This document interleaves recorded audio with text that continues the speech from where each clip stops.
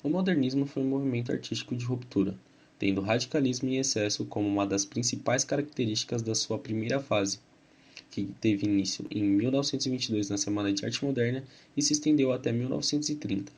Chamada de fase da consolidação, a segunda fase do modernismo, de 1930 a 1945, é caracterizado por temáticas nacionalistas e regionalistas, com predomínio da prosa de ficção. É um momento de amadurecimento. Na década de 30, a poesia brasileira se consolida, o que significa um maior êxito para os modernistas. O contexto histórico da segunda fase no modernismo foi um dos períodos mais conturbados do século XX. Grande parte dos países ainda sofria uma depressão econômica, causada pela quebra da Bolsa de Valores de Nova York, em 1929, que levou milhares de pessoas ao desemprego e que, consequentemente, agravou os problemas sociais. Foi nessa época que surgiram estados ultranacionalistas, como a Espanha franquista, que levou a uma intensa guerra civil entre republicanos e nacionalistas. Porém, o auge da violência foi com a Alemanha nazista e a Itália fascista, que, ao invadirem outros países, causaram a Segunda Guerra Mundial e o Holocausto, um dos maiores genocídios da humanidade. Além disso, a guerra foi finalizada com bombas atômicas, armas de destruição em massa extremamente avançadas para a época. Toda essa violência e o avanço destrutivo de tecnologias bélicas deixaram a maior parte da população mundial sem muita perspectiva para o futuro, porém deixou bastante conteúdo para os modernistas. No Brasil, com a Revolução de 30, Getúlio Vargas sobe ao poder, iniciando um período que ficaria conhecido como a Era Vargas, que inclui a ditadura do Estado Novo de 1937 a 1945. Em seu governo, houve uma série de medidas que centralizaram o poder, entre elas a dissolução do Congresso Nacional e dos legislativos estaduais e municipais, além de censurar a imprensa, o rádio e o material didático. Por ser um governo antidemocrático, ocorreram várias tentativas de revolução, entre elas uma articulada pela Aliança Nacional Libertadora, formada por grupos de esquerda e que foi reprimida pelo governo em 1935. Houve também o crescimento de organizações fascistas, como a Ação Integralista Brasileira, fundada por Plínio Salgado, líder do grupo modernista Verde-Amarelo. Porém, apesar do autoritarismo, foram tempos de exaltação da cultura popular, como o samba e o carnaval. No campo da literatura, a crônica, a poesia e a prosa marcaram a segunda geração modernista, com temas nacionais, sociais e históricos. Diferente da sua primeira fase, em sua segunda geração, o movimento abandona o radicalismo excessivo e demonstra questionamentos racionais maiores. Dessa maneira, a poesia de 30 alargou seus horizontes temáticos e consolidou-se graças às conquistas de seus precursores, e apresenta temas sociais, históricos, culturais, filosóficos e do cotidiano, além do resgate de temas tradicionais, como o amor, solidão e indagação. Os poetas escreviam com versos livres, sem métrica, e exploravam os versos brancos, sem rima, isso tudo sem abandonar as formas fixas, por exemplo, o soneto. As principais características da poesia de 30 são liberdade formal, experimentação, universalismo, ironia e humor e regionalismo e coloquialismo. Além disso, também teve influências do surrealismo e até mesmo da psicanálise, que dilataram o campo da experimentação poética. Quanto à temática da poesia modernista da segunda fase, podemos observar a preocupação dos poetas não apenas com a abordagem do cotidiano, mas também com os problemas sociais e históricos. Outra característica presente nesse momento da poesia modernista foi a retomada de elementos simbolistas, sem que isso novamente representasse um amplo resgate da produção literária pré-modernista. Para essa apresentação, separamos as principais obras dos principais nomes da poesia de 30: Manuel Bandeira, Carlos Drummond de Andrade, Cecília Meirelles e Vinícius de Moraes. Manuel Bandeira foi um dos grandes nomes da literatura e da poesia moderna. Viveu por 80 anos, mesmo desde muito cedo sendo diagnosticado com tuberculose. Viveu sua vida sendo desenganado por seus médicos diversas vezes e por conta da enfermidade foi impossibilitado de fazer muitas coisas, das quais ele gostaria muito de ter feito. Ele também participou da primeira fase do modernismo, onde o seu poema Os Sapos foi recitado na Semana de Arte Moderna de 1922. Tudo isso influenciou na sua temática, onde podemos encontrar confidencialismo, teor autobiográfico, coloquialidade e também temos confidências, erotismo, infância, melancolia, morte e problemas sociais. Pneumotórax por Manuel Bandeira. Febre, hemoptise, dispneia e sólidos noturnos. A vida inteira que podia ter sido e que não foi. Mandou chamar o médico. Diga 33. 33, 33, 33. Agora respire. O senhor tem uma escavação no pulmão esquerdo e o pulmão direito infiltrado. Então, doutor, não é possível tentar o pneumotórax? Não, a única coisa a se fazer é tocar um tango argentino. Carlos Drummond de Andrade é outro grande nome da poesia moderna. Possui muitas obras e é conhecido por tratar de infinitos temas. Ele participou da primeira fase, que nos faz lembrar da obra No meio do caminho tinha uma pedra no meio do caminho. Provisoriamente não cantaremos o medo.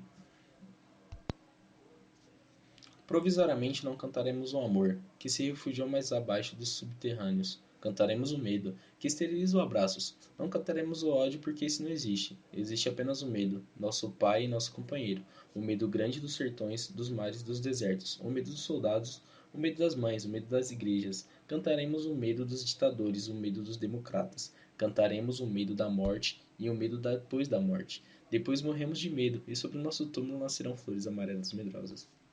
Cecília também foi um grande nome da poesia moderna. Tinha como característica o resgate da lírica tradicional e o neossimbolismo. Resgatava esses elementos em suas obras. Além de retratar o cotidiano, gostava de falar de acontecimentos históricos e retratava o passado. Participou de um grupo que resgatava a estética pré-modernista do simbolismo e suas obras tinham temas como misticismo e sensações abstratas, além de musicalidade. Por conta dessa musicalidade, muitas de suas obras foram musicalizadas. Eu canto porque o instante existe e a minha vida está completa. Não sou alegre nem sou triste, sou poeta, irmão das coisas fugídias. Não sinto gozo nem tormento, atravesso noites e dias no vento. Se desmorono ou se edifico, se permaneço ou me desfaço. Não sei, não sei, não sei se fico ou passo. Sei que canto e a canção é tudo. Tem sangue eterno e asa ritmada. E um dia sei que estarei mudo, mais nada. Vinícius de Moraes também foi muito importante. Assim como Cecília e outros poetas, também foi responsável pelo resgate do simbolismo e possuía em suas obras o misticismo. Nas suas obras mais famosas, possui características como o amor, a celebração da sensualidade e da mulher, além também da questão social recorrente em suas obras. Foi um dos precursores da bossa nova e teve muitos de seus poemas musicados. Soneto de Fidelidade, Vinícius de Moraes.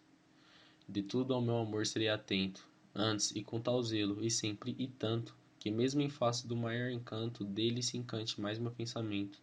Quero vivê-lo em cada bom momento, em seu louvor hei de espalhar meu canto, e rir meu riso e derramar meu pranto, ao seu pesar ou seu contentamento.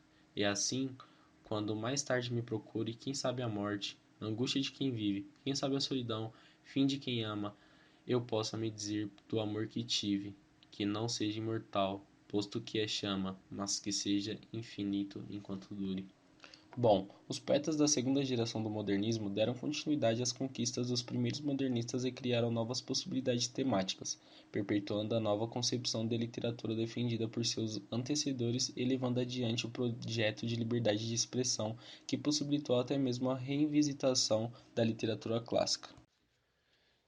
É na prosa que essa geração vai instituir a grande novidade em nossa literatura, ao nos apresentar um protagonismo a partir daí permanentemente presente na cultura brasileira, o da figura do nordestino sofrido em meio às agruras da seca, aos demandos sociais do nosso Brasil. São romances caracterizados pela denúncia social.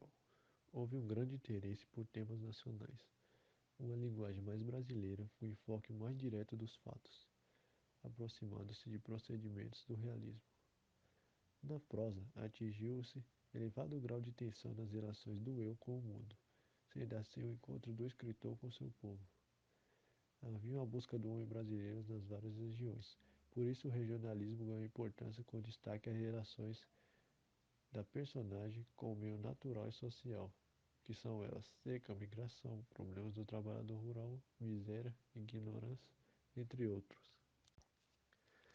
A publicação, em 1928, de A Bagaceira, de José Américo de Almeida, costuma ser indicada como o marco inicial dessa série de obras cuja intenção básica foi a denúncia dos problemas sociais e econômicos do Nordeste dos dramas dos retirantes da seca e da exploração do homem comum num sistema social injusto. Os principais autores da prosa de 30 são o já citado Graciliano Ramos, Jorge Amado, que por sua vez criou imortais personagens e tipos em sua amada Bahia literária, por meio de uma linguagem bastante acessível.